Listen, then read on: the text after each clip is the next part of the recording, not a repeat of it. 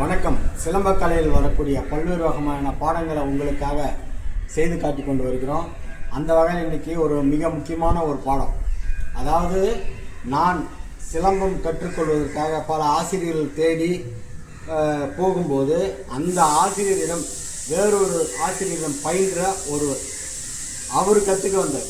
அப்போது என்னுடைய பாடத்தை அவருக்கு சொல்லிக் கொடுத்துருக்கோம், அவருடைய பாடத்தை நான் கற்றுக்கொண்டோம் இல்லைங்களா. அந்த மாதிரி ஒரு உறவு ஏற்படும். அந்த முறையில் எனது நண்பர் கருணாகரன் அப்படின்ற ஒரு நண்பர் சொல்லிக் கொடுத்த பாடம் தான் இது. நான் ஒரு ஆசிரியர் தேடி போகிறேன். தந்தையுடைய மறைவுக்கு அப்புறம் அந்த இடத்துல நாங்கள் சந்திக்கும் போது ஆசிரியர் வருவது நேரமாகும். அதுக்குள்ளே எங்களுக்குள்ளே உள்ள பாடங்களை பரிமாறும். நான் பல பாடங்கள் அவர் கொடுத்துருக்கேன். அந்த வகையில் அவர் கொடுத்த பாடம்.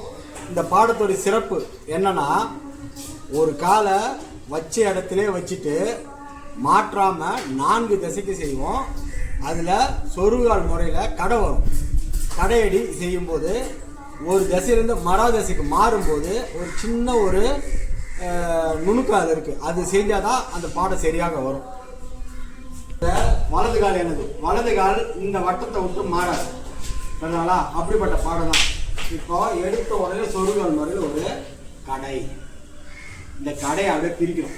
பிரிச்சுட்டு எது தசை வாரல் அது கொடுப்போம். இந்த வாரல் குழம்பு அப்படியே மறுபக்கம் வாரல் ஒரு கடை சரிங்களா. மீண்டும் அதே பாடத்தை செய்யறோம்.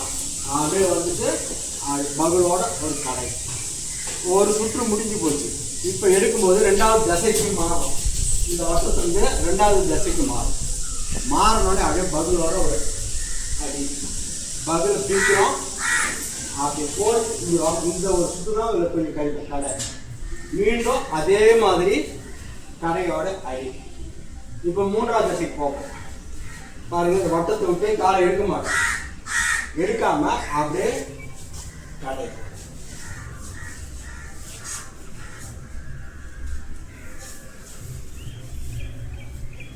இப்போ 4வது திசைக்கு இந்த வட்டத்துல இருந்து காலை மாற்ற மாட்டோம். வலது கால் இதே இடத்தா இருக்கும். 4வது திசைக்கு வந்துட்டோம். இப்போ கடை அடி.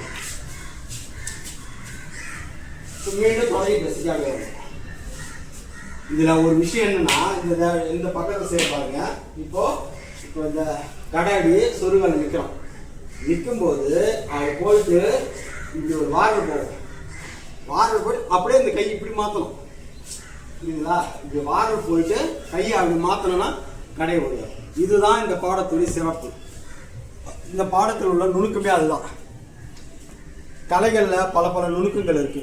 அந்த வகையில் இது ஒரு இடத்துல வைத்த காலம் நகர்த்தாம 4 திசைக்கும் நகர்ந்து செய்யாத 4 திசைக்கும் சிலம்பத்தை சுற்றக்கூடிய ஒரு பாடமுறையில் வரக்கூடிய பாடம் இது.